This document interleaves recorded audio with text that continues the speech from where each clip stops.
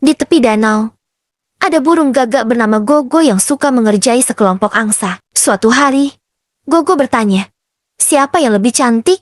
Aku atau kalian?" Angsa-angsa menjawab, "Tentu saja kami." Gogo pun menari konyol hingga terjatuh ke dalam danau. Sambil mengapung, ia berteriak, "Aku melakukan tarian belut air." Angsa-angsa tertawa dan segera membantunya keluar. Setelah kering, Gogo berkata, "Oke, kalian lebih cantik, tapi aku lebih lucu." Gogo dan angsa-angsa menjadi sahabat baik, mengisi danau dengan tawa dan keceriaan.